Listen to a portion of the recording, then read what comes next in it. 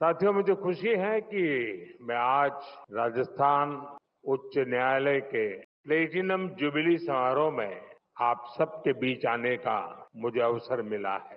Rajasthan high court के 75 वर्ष ऐसे समय में हुए हैं जब हमारा संविधान भी 75 वर्ष पूरे करने जा रहा है। इसलिए ये अनेक महान लोगों की न्याय निष्ठा और योगदानों को सेलिब्रेट करने का उत्सव भी है। ये संविधान के प्रति हमारी आस्था का उदाहरण भी है।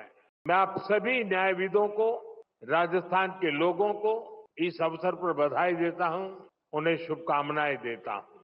साथियों, राजस्थान हाईकोर्ट के अस्तित्व से हमारे राष्ट्र की एकता का इतिहास भी जुड़ा है।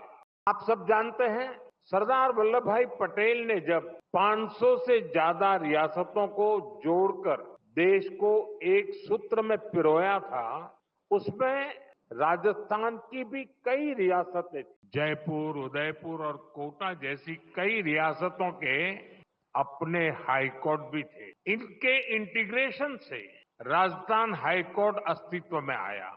यानी राष्ट्रीय एकता ये हमारे जुडिशियल सिस्टम का भी फाउंडेशन स्टोन है। ए फाउंडिंग स्टोन जितना मजबूत होगा, हमारा देश और देश की व्यवस्थाएं भी उतनी ही मजबूत होगी। साथियों, मेरा मानना है न्याय हमेशा सरल और स्पष्ट होता है, लेकिन कई बार प्रक्रियाएं उसे मुश्किल बना देती है। ये हम सबकी सामूहिक जिम्मेदारी है कि हम न्याय को ज्यादा से ज्यादा सरल और स्पष्ट बनाएं। और मुझे संतोष है कि देश ने इस दिशा में कई ऐतिहासिक और निर्णायक कदम उठाए हैं। हमने पूरी तरह से अप्रासंगिक हो चुके सैकड़ों कॉलोनियल कानूनों को रद्द किया है। आजादी के इतने दशक बाद गुलामी की मानसिकता से उभरते हुए देश ने इंडियन पिनल कोड की जगह भारतीय न्याय संहिता को एडॉप्ट किया है। दंड की जगह न्याय, ये भारतीय चिंतन का आधार भी है। भारतीय न्याय संहिता इस मानवीय चिंतन को आगे बढ़ाती है। भारतीय न्याय संहिता हमारे लोकतंत्र को कॉलोनियल माइंडसेट से आजाद कराती है। न्याय संहिता की ये मूल भावना ज्यादा से ज्यादा प्रभावी बने, ये दायित्व अब हम सभी के सामने है। साथियों, बीते एक दशक में हमारा देश तेजी से बदला है। कभी हम 10 साल पहले 10वें पायदान से ऊपर उठकर दुनिया की 5th लार्जेस्ट इकोनॉमी बन गए हैं। आज देश के सपने भी बड़े हैं, देशवासियों की आकांक्षाएं भी बड़ी है। इसलिए ये जरूरी है कि हम नए भारत के हिसाब से नए इनोवेशन करें और अपनी व्यवस्थाओं को आधुनिक बनाएं। ये जस्टिस फॉर ऑल, इसके लिए भी उतना ही जरूरी है। हम देख रहे हैं क्या टेक्नोलॉजी हमारे जुडिशियल सिस्टम में इतना अहम रोल निभा रही है। आईटी रिवॉल्यूशन से कितना बड़ा बदलाव हो सकता है, हमारा ई कोर्ट्स प्रोजेक्ट इसका सबसे बड़ा उदाहरण है। आज देश में 18,000 से ज्यादा कोर्ट्स कंप्यूटराइज हो चुकी। मुझे बताया गया है कि नेशनल जुडिशियल डेटा ग्रिड से 26 करोड़ से ज्यादा मुकदमों की जानकारी एक सेंट्रलाइज ऑनलाइन प्लेटफॉर्म पर जुड़ चुकी। आज पूरे देश की 3,000 से ज्यादा कोर्ट कॉम्प्लेक्सेस और 1,200 से ज्यादा जेलें वीडियो कॉन्फ्रेंस से जुड़ गई है। और मुझे खुशी है कि राजस्थान भी इस दिशा में काफी तेज गति से काम कर रहा है। यहाँ सैकड़ों अदालतें कंप्यूटराइज हो चुकी है। पेपरलेस कोर्ट, ई फाइलिंग, समन के लिए इलेक्ट्रॉनिक सर्विस, वर्चुअल हियरिंग की व्यवस्था, ये कोई सामान्य बदलाव नहीं है। हम एक सामान्य नागरिक के दृष्टिकोण से सोचे तो दशकों से हमारे यहाँ कोर्ट के आगे चक्कर शब्द, बुरा मत मानना, चक्कर शब्द मैंडेटरी हो गया था। कोर्ट का चक्कर, मुकदमे का चक्कर, यानी एक ऐसा चक्कर जिसमें फंस गए तो कब निकलेंगे कुछ पता नहीं। आज दशकों बाद उस सामान्य नागरिक की पीड़ा को खत्म करने, उस चक्कर को खत्म करने के लिए देश ने प्रभावी कदम उठाए हैं। इससे न्याय को लेकर नई उम्मीद जगी है। इस उम्मीद को हमें बनाए रखना है। लगातार अपनी न्यायिक व्यवस्था में रिफॉर्म करते चलना है। साथियों, बीते कई कार्यक्रमों में आप सबके बीच मैंने लगातार मीडिएशन की सदियों पुरानी हमारी व्यवस्था का जिक्र किया है। आज देश में कम खर्चीले और त्वरित निर्णयों के लिए ऑल्टरनेटिव डिस्प्यूट मैकेनिज्म बहुत अहम रास्ता बन रहा है। वैकल्पिक डिस्प्यूट मैकेनिज्म की ये व्यवस्था देश में ईज ऑफ लिविंग के साथ ही ईज ऑफ जस्टिस को भी बढ़ावा देगी। कानूनों में बदलाव करके, नए प्रावधान जोड़कर सरकार ने इस दिशा में कई कदम उठाए हैं। न्यायपालिका के सहयोग से ये व्यवस्थाएं और ज्यादा सशक्त होगी। साथियों, हमारी न्यायपालिका ने निरंतर राष्ट्रीय विषयों पर सजगता और सक्रियता की नैतिक जिम्मेदारी निभाई है। कश्मीर से आर्टिकल 370 हटाने का, देश के संवैधानिक एकीकरण का उदाहरण हमारे सामने है।